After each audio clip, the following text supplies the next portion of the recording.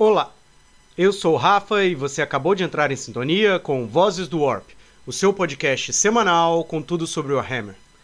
Pessoal, eu arrisquei agora, mesmo um pouco gripado, de ler o conto inteiro.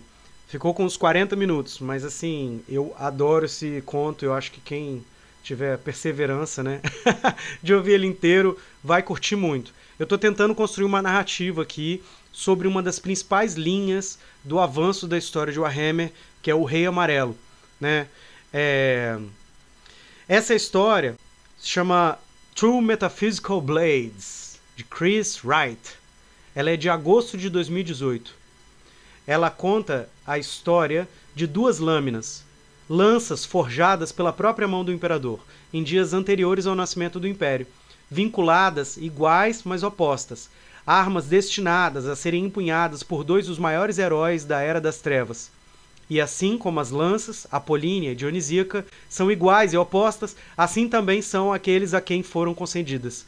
Essa é a história deles, o guerreiro erudito, um sábio, um servo, Constantin Valdor, e o guerreiro rei, um selvagem, um guerreiro, que é Leman Russ. Seus destinos, entrelaçados de forma que ainda não compreendem, carregam as lanças como dádiva e maldição, cumprimento de um desígnio que ninguém vê, exceto o mestre da humanidade. Eu poderia, assim, gravar, acho que 1 hora de podcast só analisando esse conto. Me avisa se vocês querem isso, os comentários no final, porque no último vídeo eu não fiz.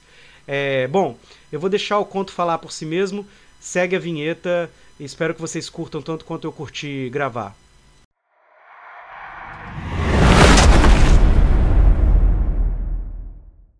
Duas lâminas metafísicas. Chris Wright. É uma forja, enterrada nas profundezas sob a pele torturada da terra e iluminada como sangue por uma chama antiga que brota das entranhas. Abismos cruzam o chão de rocha nua. Eixos estreitos se inclinam para o coração velho e irado. Máquinas cospem fumaça, empoleiradas sobre pilares talhados em pedra, batendo seus corações de ferro e revolvendo os canais de metal derretido em meio a fontes de fagulhas saltitantes.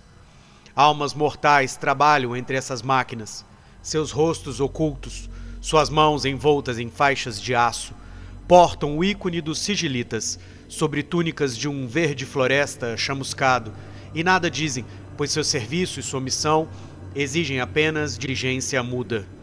Os sons das profundezas são o rugido das chamas libertas, o baque surdo de martelos giratórios, o ranger de esteiras carregadas de minério. Isso ocorre antes mesmo do Império ter sido concebido. O vazio, além das margens ignorantes da terra, ainda fervilha com pesadelos vivos, e os remanescentes da humanidade se encolhem em suas fortalezas arranhadas, tremendo à noite. Apenas aqui, fora da visão tanto de humanos quanto de inumanos, protegido por rituais perenes, é que a luz trêmula do renascimento se acende e permanece. Essa é a primeira cidadela dele. Não tem nome que alguém ainda recorde, mas é a primeira, mesmo assim, e talvez ainda agora, em seus sonhos atormentados pelo presente, ele se lembre de sua fundação, de sua vida produtiva e, a seu tempo, de sua destruição. No centro deste lugar, cercado por um pentagrama dentro de um círculo, dentro de um octógono, há uma bigorna solitária. É negra, talhada em pedra imperecível. Nada se reflete nela.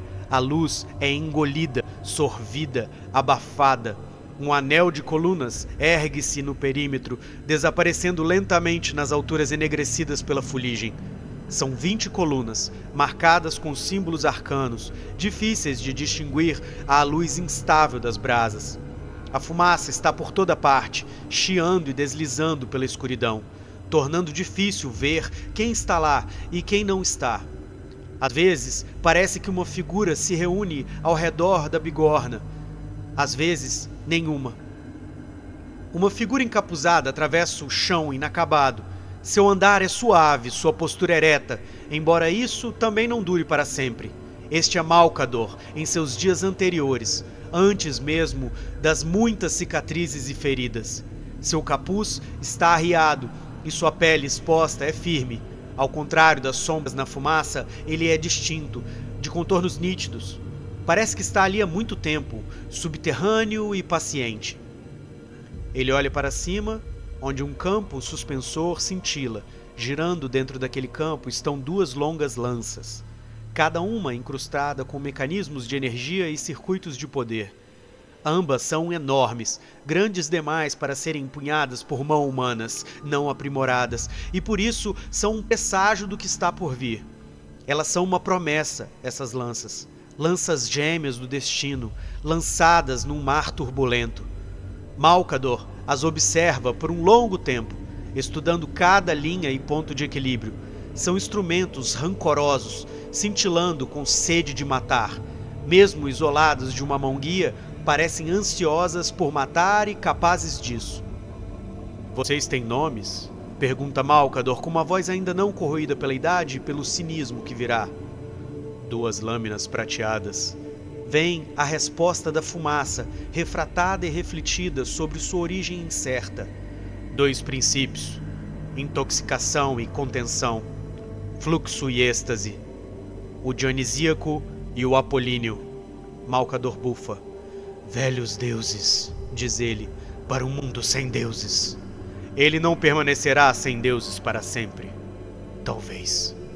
O sigilita observa mais de perto, erguendo uma esguia mão grisalha até onde os cabos se entrelaçam. Você mesmo as carregará? Diz ele. Por um tempo, mas elas não ficarão comigo. Quem, então? A fumaça estremece com uma risada que ondula por dentro dela. É estranho ouvir a alegria vinda daqueles lábios. Um dia, eles também se calarão, paralisados num grito eterno de agonia, mas por ora ainda podem rir. Opostos, diz a figura na fumaça, erguendo um martelo sobre a bigorna, voltando ao seu trabalho. De certo modo. Outro lugar, ainda na Terra e ainda antes de o Império ter nascido por completo. Terras devastadas por radiação são um refúgio de tiranos sanguinários e o céu poluído crepita com energias bárbaras e mal direcionadas. Mesmo os guerreiros do trovão são novos, praticamente não testados, suas armaduras se ajustando de forma imperfeita aos músculos cultivados em cubas. São dias desesperadores.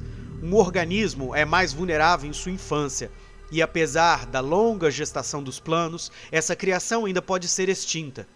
Poucos guerreiros se erguem entre as hordas entorpecidas por drogas químicas e o coração sagrado da esperança. Cada um meticulosamente criado para ser o guardião eterno daquilo que está por vir.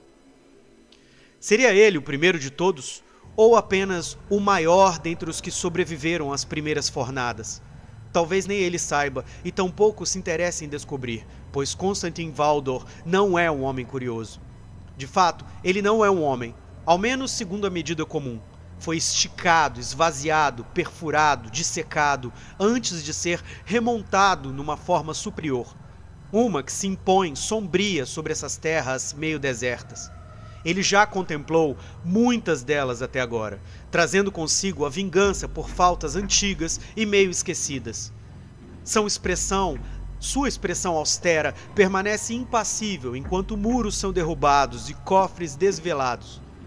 Nenhuma alegria se reflete nele quando os condenados recebem seu castigo e os inocentes são libertos para servir sob essa nova ordem. Essas coisas não significam muito para ele. Sua armadura é nova. Nos dias mais primitivos, vestiu o que podia ser forjado para si, mas à medida que a força marcial cresceu, cresceu também a capacidade de forjar. Agora veste o ouro, moldado ao seu corpo como o abraço de uma amante, não tão apertado à sua carne quanto sua própria pele.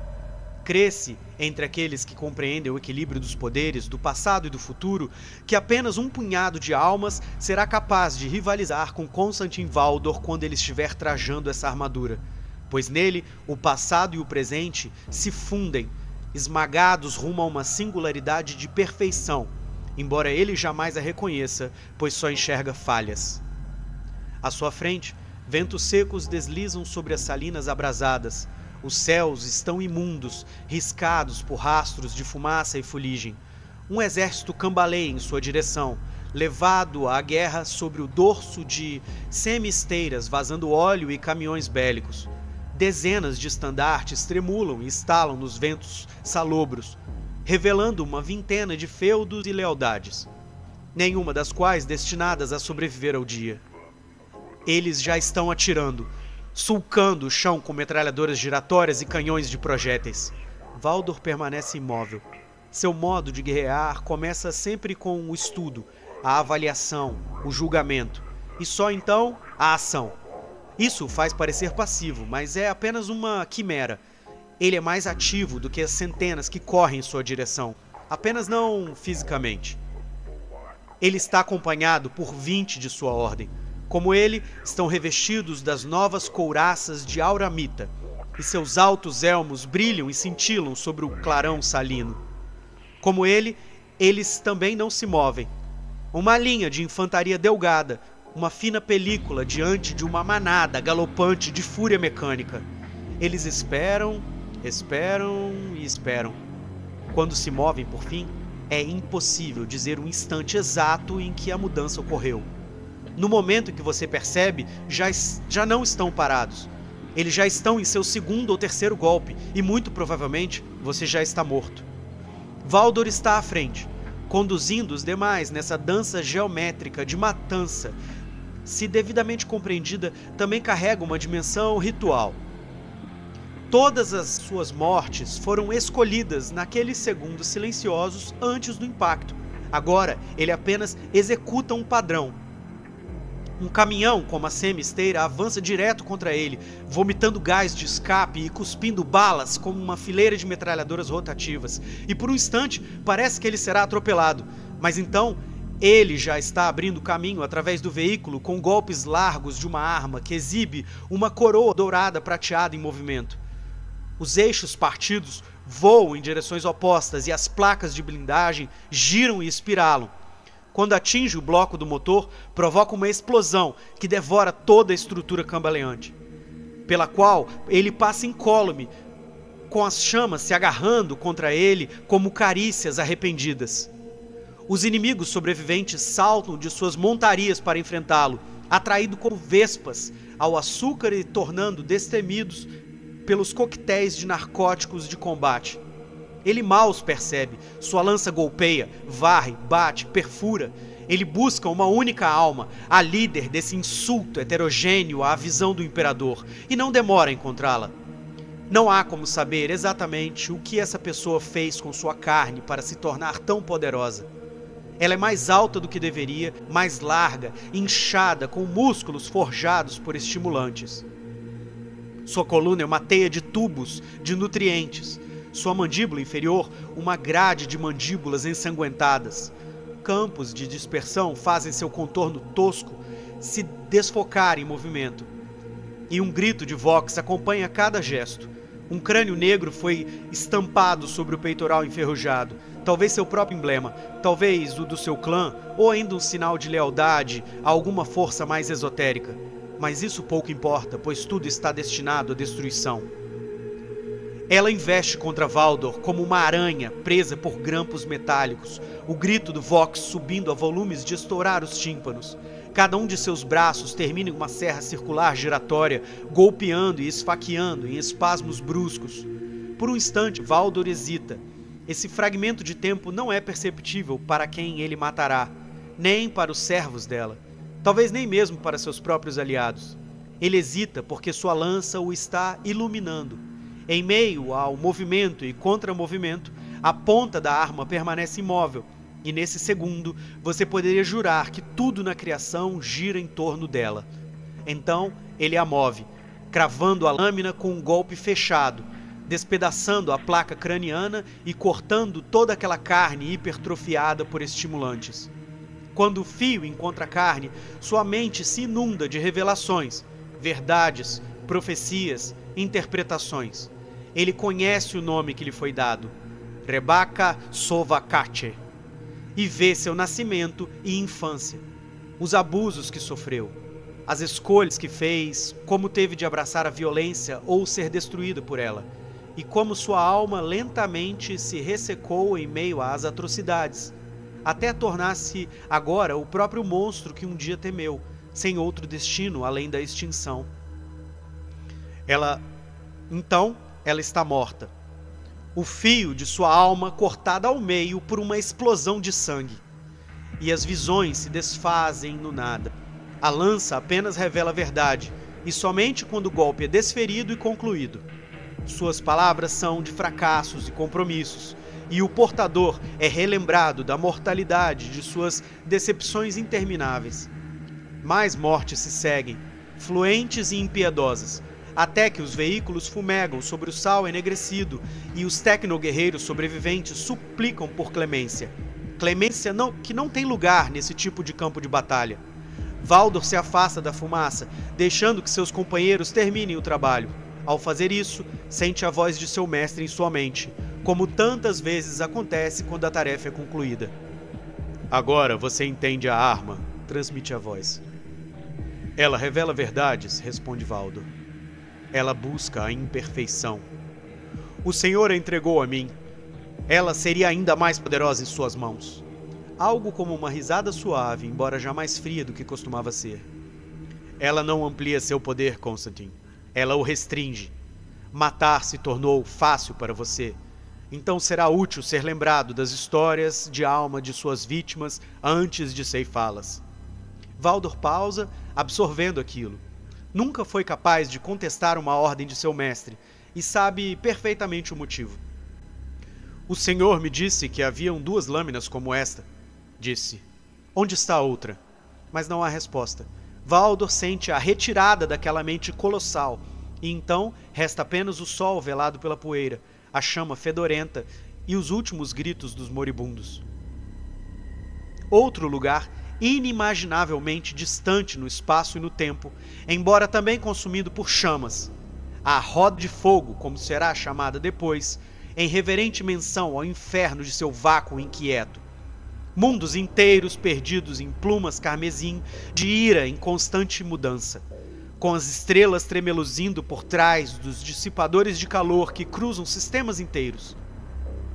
Somente os pele verdes poderiam ter prosperado ali, sustentado por sua resistência praticamente infinita e sua obstinada recusa em compreender as probabilidades sensatas. Viram as chamas que saltavam e riram delas, proliferaram, gerando-se em fossos de centenas de quilômetros de diâmetro, irrompendo de seus casulos prontos para empunhar uma arma. Por anos incontáveis infestaram a roda, rastejando de mundo em mundo como uma maré de desrazão de bordas negras. E então tornou-se campo de provas para uma nova legião, como um recipiente resistente a altas temperaturas, usada para derreter metais e outras substâncias, ao qual a cesta foi lançada. Esta é uma espécie de forja, um lugar onde as impurezas podem ser eliminadas pelo conflito, como parte da Cruzada Galáctica, que agora leva a guerra dos antigos vales envenenados da Terra ao vácuo imaculado. Os lobos que espreitam as estrelas caem sobre aqueles planaltos e vales fervilhantes, e pela primeira vez os hinos conhecem uma ferocidade maior do que a sua. Seguem-se 5 anos de desgaste, nos quais 1/3 da legião é perdido. Um preço alto, mesmo nestes tempos em que tantas coisas são incertas e mais de uma legião chegará perto da aniquilação total por uma razão ou outra. Tal fidelidade exige compensação. A troca de presentes entre rei e Jarl, tradição fenrisiana tão antiga quanto qualquer outra, é compreendida por todos os que a testemunham, todos exceto um. O capitão-geral da Legio Custodes não vê valor em presentes ou recompensas, pois toda a sua essência reside no serviço, um serviço sem retribuição, sem valor comercial. Ele observa a cerimônia da vitória com certa humildade. O senhor Russ recebeu como presente uma cidadela maior do que qualquer uma que seus pares receberão, e isso parece fadado a gerar problemas no futuro. Mais que isso, dado o número de perdas que ele aceitou sofrer para cumprir a ordem do imperador, ele recebeu uma arma. Valdor observa enquanto o Rei Lobo pega a lança e testemunha sua incerteza. Rus, sabe, quase recusa a mão em forma de garra do cabo, como se tivesse sido picado antes de segurá-la com força, presumivelmente por bravata. Muito tempo depois, os dois se encontram. Os sons de bebedeira e pancadaria ecoam pelo acampamento, e o próprio Rus tem o queixo brilhando com a bebida derramada. Ele já não carrega mais a lâmina. Constantin! Ruge Rus, batendo a mão no ombro de Valdor. Aposto que você não vai querer um gole. Valdor sorri secamente. Assim sobra mais para você, diz. Já a empunhou? Em combate? O rosto de Rus imediatamente se contorce em uma carranca. Sangue, presa! Resmunga. Você arruinaria a noite de núpcias de um Jarl! Tenha cautela com ela. Digo isso como amigo. Rus o encara, um pouco turvo. A luta acabou! Tenho minha própria espada! Ele só me deu aquilo para fazer Ferros ficar com inveja. Já conversou muito com Ferros? Vocês dois talvez tenham algo em comum. Valdor observa o primarca com atenção. Há o alarde de sempre ali, mas também algo mais profundo. A antipatia é genuína. Rus odeia essa arma. Rus também odeia Valdor, ou, ao menos, o que ele representa. O que é uma pena, pois Valdor, dentro do que é capaz de sentir, até gosta do Rei Lobo. Nossas armas são irmãs, diz Valdor, com algumas palavras finais antes de Rus cambalear rumo à escuridão iluminada pelo fogo. Ambas transmitem verdades. Não sei quais são as suas. As minhas são difíceis de suportar. Rus o encara por um momento, a boca entreaberta brilhando, os olhos azuis como gelo, avermelhados na borda. Não pretende usá-los, diz por fim. Nem mesmo pretendo ficar com ela. Pode guardar suas armas do destino e suas espadas de má sorte. Prefiro usar os punhos nus do que aquela coisa. Mas ouça o que ela tem a dizer, adverte Valdor, pois Rus já começa a se afastar, de volta ao lugar onde a bebedeira corre solta. Tenho meus próprios Jarls para isso, resmungou Rus, com a fala arrastada. Por enquanto, diz Valdor, dessa vez em voz baixa. E então, tudo acelera, como se o tempo, por uma impaciência imprudente, e tudo começa a correr rumo ao maior de todos os infernos. A guerra deixa de ser um conjunto de combates isolados e se torna uma onda de magma rolando, varrendo toda a galáxia. No início, é o Império em seu auge, avançando com seus exércitos e supersoldados geneticamente inflados, uma força imparável enfrentando objetos eminentemente movíveis. Naqueles dias, a lança apolínea é empunhada abertamente, seu nome pronunciado com crescente reverência. Valdor torna-se um totem, parte de um círculo íntimo que cerca o imperador como um coro de serafins. Se isso se aproxima perigosamente da religião que todos deveriam estar erradicando, é o preço pequeno a pagar por tamanho sucesso contínuo e deslumbrante, que os mundos caíam um por um, e depois os detalhes da doutrina podem ser resolvidos. Rus também cumpre seu papel, embora o seu seja muito menos celebrado e muito mais temido. Sua legião torna-se uma matilha mal-humorada de cães de ataque, encarregada das tarefas mais sujas e difíceis, recebendo pouco louvor por isso. Eles não se importam muito, são todos autossuficientes, quanto qualquer outro serviço da cruzada. E não compartilham da obsessão por reconhecimento que, por exemplo, um Fulgrim ou um Lorgar exigiriam, mas não esquecem. Durante esse período, a segunda lâmina jamais é desembainhada. Seu nome antigo é esquecido e apenas no Palácio Malcador murmura enigmaticamente sobre a lança dionisíaca e seu destino. Não está claro se Rus algum dia soube seu nome. Se soube, nunca o usou, preferindo classificá-la como uma das muitas coisas que são do imperador, em contraposição às coisas que são dos lobos, em que a comparação não é necessariamente favorável. No entanto, algumas armas não estão destinadas a permanecer escondidas para sempre, e no pântano infernal da lua de Davin, outra lâmina pivô é desembainhada e cravada no ombro do maior dos guerreiros mortais, colocando em marcha o catálogo de erros e infâmias que levará o Império a voltar-se contra si mesmo como uma serpente que devora sua própria cauda. Se a cruzada for até então uma maré afiada de destruição, nada prepara o universo para a brutalidade que se desencadeará. Disse que as legiões astartes nunca lutaram tão ferozmente quanto contra seus próprios irmãos, algo que incontáveis sistemas lamentarão à medida que as armas se desfazem e os cães da desordem são soltos para roer os ossos estilhaçados de seus semelhantes. À medida que a luz se esvai do cadáver cambaleante das cruzadas, ambas as lanças caem em desuso. No caso de Hus, isso não representa mudança alguma. Ele vai à guerra com as lâminas forjadas no gelo de seu mundo fatal, abrindo um rastro de destruição fria e enfrentando batalhas cada vez mais catastróficas, o que deve parecer a seus muitos inimigos ou arrogância ou loucura. Em nenhum momento, durante tudo isso, ele recorre à arma que chama, com considerável ambivalência, de a lâmina do imperador. Jamais escuta as vozes que sussurram em torno de sua borda gravada com runas, nem deixa que seus dedos se aproximem do estojo de couro que aguarda. Isso é, até o final da sua participação no grande drama, quando parte voluntariamente para o confronto final, que sabe que não pode vencer. E apenas então dá ouvidos à advertência de Valdor: escute sua arma. Esse caminho o deixará semi-morto e com ossos esmagados no campo de matança de Aran, onde o odioso cabo será mais uma vez arrancado de seus dedos dormentes. Quanto ao próprio Valdor, a lança apolínea também jamais é usada durante a grande derrota nos túneis assombrados por Zinos sob o coração sitiado da terra. O capitão-general não comanda aquela campanha, permanecendo no palácio físico como os outros senhores de guerra. Talvez isso seja para melhor. Suas profecias seriam sinais de loucura naquelas dimensões estáveis e sutis.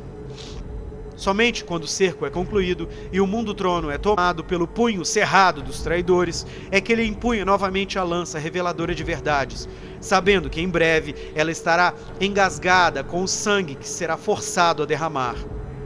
Na noite anterior ao início deste ato final, de pé nas ameias do palácio, sob um céu escurecido por naves de casco fulgurante, ele sente o espírito da arma enfeitiçada despertar. Que histórias você me contará agora? Ele manda, num raro momento de devaneio. Ela não responde. É a lança apolínea. Só fala quando mata. E agora a terra queima novamente. Está tudo perdido. Tudo frio, as chamas extintas, os céus estão sufocados, a terra enegrecida. Uma fortaleza do tamanho de um continente jaz em ruínas, seus ocupantes vivos em choque psíquico, suas armas silenciadas. Cinzas caem pelo globo como uma chuva de sussurros, a última vez que algo cairá das nuvens da terra. Quem pode calcular as perdas que aconteceram aqui?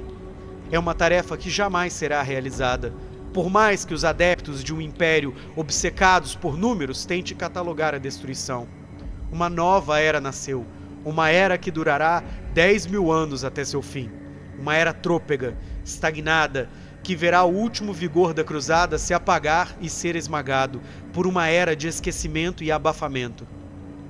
A guerra nunca cessará de fato, não a partir daquele ponto, mas em terra, um silêncio chocado desce sobre tudo.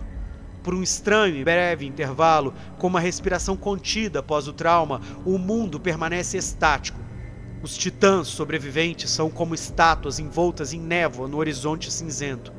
Homens e mulheres de combate estão imóveis, os braços pendendo ao lado do corpo, os olhos opacos, fixos nas cinzas que caem. É neste mundo que o Rei Lobo retorna por fim. Tarde demais para influenciar o desfecho, mas cedo demais para escapar dele. Seus caçadores cinzentos, os Grey Hunters, sobreviventes que percorrem os corredores ecoantes e expulsam os últimos fantasmas das pedras ainda quentes. Até mesmo os primarcas estão humilhados pelo que ocorreu. Já não desfilam altivos como faziam em Ullanor 7 anos antes. Estão diminuídos os que sobreviveram. Valdor o encontra no lugar que fora projetado como observatório, mas que se tornará, ao longo de 1000 anos dolorosos, nada menos que uma capela. Seu irmão está te procurando, diz. Ele se refere ao leão, que também voltou, igualmente tarde demais, e que agora vaga pelos corredores, tomado por uma tempestade de luto e loucura. Rus ergue os olhos. Sua juba está embaraçada. Suas presas parecem cegas. Quando sorri, é grotesco. Um estiramento da carne outrora viva e propensa ao riso genuíno. Ainda carregando aquela maldita coisa? Observa. Valdor não sabe se algum dia conseguirá soltá-la. Seus dedos estiveram cerrados em torno do cabo por tanto tempo que agora mal podem se abrir. As iluminações ainda ecoam em sua mente, milhares dela. Ele matou milhares. Seu irmão de batalha, Shark, Rei, devoradores de mundo dos World Eaters, minha imperfeição é minha dúvida. Sou Charro, do culto da mão aberta, minha imperfeição é meu medo. Sou o demônio Biobringer, aquele que traz a bile. Minha imperfeição é meu nome, apenas. Onde está a sua? Perguntou Valdor. Sua voz falha de exaustão. Mesmo para ele, tudo isso foi como uma morte prolongada. Ele não consegue esquecer o que viu na vingança espiritual. E nem mesmo Vengeful Spirit, né? E nem mesmo o que foi perdido naqueles convéses tomados pelos nunca nascidos. Rus resmunga. Eu te disse, nunca usei! Eu mesmo entreguei a você, aqui, antes de você partir, e fez exatamente o que você disse que faria. Rus olha diretamente para Valdor. Só que minha lâmina ilumina aqueles que atinge, não a mão que a carrega. Isso serviu para alguma coisa? Não sei. Nunca saberei agora. Valdor se abaixa, agachando-se sobre músculos enrijecidos pelas cãibras. Nada do que ele fez foi sem propósito. Uma semente pode florescer muitos séculos após ser plantada. Eu mesmo já vi isso. Rus permanece amargo. Você nunca para! Resmunga. Mesmo agora, mesmo aqui, você ainda solta essas platitudes. Não seja tão rápido em descartar os planos dele. Ele está morto, Constantin! Rus ruge, finalmente se erguendo e sacudindo a poeira de sua pele. Todos os planos também estão mortos. Mijamos neles como cães. E agora a galáxia fede ao nosso rastro. Olhe ao seu redor. Tente ver este mundo como aqueles com alma o veem. Tente só por um momento sentir raiva. Valdor tenta. Ele satisfaz o Senhor de Fenris e tenta. Mas tudo que ouve são vozes, as vozes dos mortos. Você não pode se livrar disso, diz em tom baixo, consciente do perigo dessas palavras. Entenda isso. Quando você a empunhou em Serafina, ela reivindicou você tanto quanto você a reivindicou. Ela continuará voltando, vai segui-lo através do tempo, pois foi feita para você e para mais ninguém. Algumas coisas sobrevivem, esta é uma delas. Os olhos de Rus caem. Ele suspira profundamente e gotas de ácido sangrento mancham suas vestes.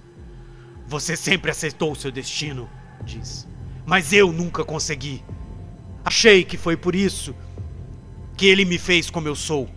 Agora, acho que todos nós estávamos corrompidos e já não sei mais de nada. Por algum motivo, isso desperta algo em Valdor, como se das catacumbas, muito abaixo, ele ouvisse o eco de uma voz que nunca mais será pronunciada em voz alta. Fluxo e estase. Você não mudará, diz Valdor. Nem eu. Isso não pode ser aleatório. Rus já não está mais ouvindo. O maior pecado de Fenris, murmura, é falhar com seu Yaw. E então, Valdor faz algo tão fora de seu caráter que até ele se surpreende. Mas este é um tempo de extremos, o momento em que uma era dá lugar a outra, e tudo, menos a alma mais mecanicista, não pode deixar de ser tocado por isso. Ele coloca a mão no ombro de Rus e exerce uma leve pressão de consolo. Ainda não acabou, Rei Lobo, diz Valdor, com a maior empatia que já conseguiu demonstrar. Ainda restam sagas. E então, Após tanta aceleração, o galope da história se arrasta na lama. Um grande desenlace acontece, seguido de retraimento, e então dos primeiros atos de esquecimento deliberado. A guerra irradia a partir da devastada terra, cambaleando de volta até o próprio olho. Durante esse tempo, as alianças da heresia apenas se solidificam. Os leais tornam-se mais leais e os traidores mais traidores, até que não há mais lugar para sobreposição ou simpatia e só pode haver o ódio endurecido entre aqueles que antes lutaram lado a lado. Os primarcas sobreviventes retornam aos seus mundos arruinados e os reconstroem, embora como uma paródia superficial do que sempre se pretendeu. Consertam seus telhados, remendam suas paredes, mas o vento frio ainda sopra pelas vigas abertas. As legiões tornam-se capítulos e os adeptos Astartes cedem sua liderança do império aos senhores supremos, mortais.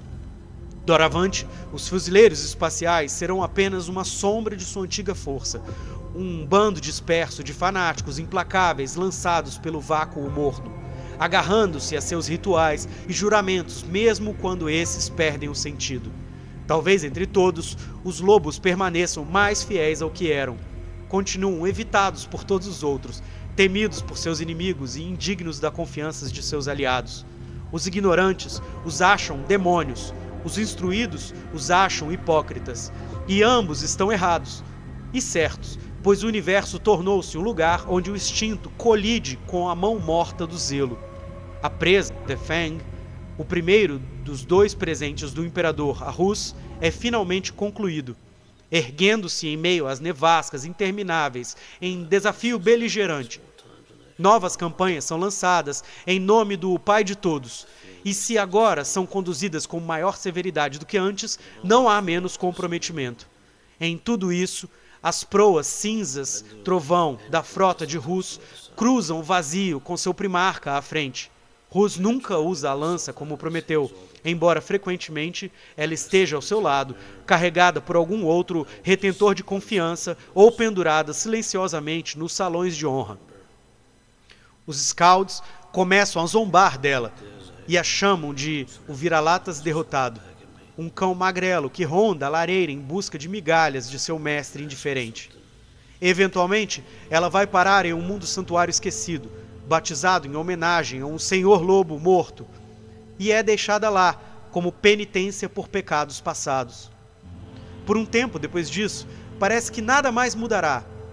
Haverá guerras e haverá perdas, mas os salões da presa sempre rugirão com fogo, e seu mestre à mesa alta com seus servos leais. Exceto que, em certa noite, Rus interrompe sua risada e o copo em forma de chifre bate na mesa. Ele congela e há algo mais na câmara com eles. Ele se levanta. "Chega!" disse ele, e apenas seus olhos o veem, cintilando, um espectro esguio girando no ar gélido da presa, embora esteja, na realidade, a anos-luz dali, em outro mundo. Ouça o que ela lhe disser. Haverá um tempo muito à frente, quando o próprio capítulo estiver morrendo, diz Leman Russ, encontrando essas palavras com facilidade, sentindo como se elas lhes fossem dadas. Esta é a última vez que ele falará com seus filhos, e eles ainda não sabem disso. Alguns até irão com ele, mas não Bjorn, pois foi ele quem levou a lança em Yarant, e assim se enredou nesse antigo destino. E isso é motivo de luto, pois o mão de Fell-Handed, ainda não pode ser informado da verdade, e isso o ferirá profundamente. No fim, concluiu Rus, já meio arrastado para longe, eu estarei lá, para a batalha final, para o tempo do lobo. Valdor olha para cima. As velas tremulam em sua câmara, agitadas por uma brisa fria que não deveria existir na atmosfera úmida da Terra.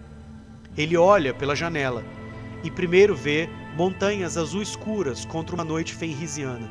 Depois voltam a ser torres da cidade, ainda meio em ruínas, testemunhas do fértil poder de reconstrução do mundo-trono. Tão cedo, murmura. Há muito mais que ele gostaria de ter feito ali, pois a galáxia sangra e tudo está em ruínas. A reconstrução precisa ser bem feita. Os preceitos sobreviventes da Velha Cruzada não podem todos ser deixados morrer, e até os Custodes estão esquecendo demais. Mas ele não pode dizer ao Rei Lobo para fazer uma coisa e permitir-se fazer outra. Valdor sempre esteve vinculado às leis, mesmo aquelas que ele mesmo criou. Ele se levanta, alcançando sua armadura. Quando partir, não restará nada dele na câmara, nenhum sinal, nenhuma mensagem, nenhuma pista enigmática. Sai sem ser notado, pois o caminho já está preparado há muito tempo. E ao contrário de Hus, ele não leva companheiros consigo. Isso também é como deveria ser. Ele nunca foi uma alma gregária. Olha para trás apenas uma vez, justo quando seu módulo de aterrissagem é energizado na plataforma. O coração do antigo palácio ainda está lá, horrivelmente danificado, mas estruturalmente intacto, e dentro dele, enterrado profundamente, está aquele que criou todas as coisas desde o início. Por um momento, ele não consegue tirar os olhos daquele sarcófago, tentando adivinhar se ele sabia como tudo se desenrolaria desde o começo, ou se, como parece mais provável, trata-se de uma aposta desesperada contra uma calamidade impensável. Um dia, Valdor temia ouvir a voz de seu mestre em sua mente, sabendo que ela só surgiria para dar ordens ou fazer exigências. Mas agora que está em silêncio, ele sente sua falta. Há muitas espécies de solidão, mas esta, para alguém como ele, ligado de forma inextricável àquele que a criou, é uma das piores. Apenas na morte, ele sussurra antes de partir. E agora o tempo está quase totalmente desfiado. 2 mundos, ambos presos no exausto fim da história. Um no coração do Império Estelar decadente da humanidade, sua fraqueza oculta por uma magnificência apodrecida. O outro na vastidão, temido como um mito primordial, com as cicatrizes de uma feitiçaria recente manchando suas calotas de gelo derretida. Dentro de cada mundo há uma câmara, e dentro de cada câmara uma lâmina, esquecida e em sombras. Ambas estão silenciosas agora, apagadas, ignoradas, pois há muito a ocupar a mente daqueles que ainda se apegam, embora de forma imperfeita, a uma visão de humanidade livre da escravidão e do horror. Uma já foi usada muitas vezes por mãos menores, a outra nunca foi tocada. E assim, como fizeram por milênios, elas esperam. Lâminas metafísicas, cada uma o espelho da outra, instrumentos de iluminação, tanto para quem as carrega quanto para quem as recebe, descansando na escuridão, aguardando um dono, opostos, como já se disse, em certos aspectos.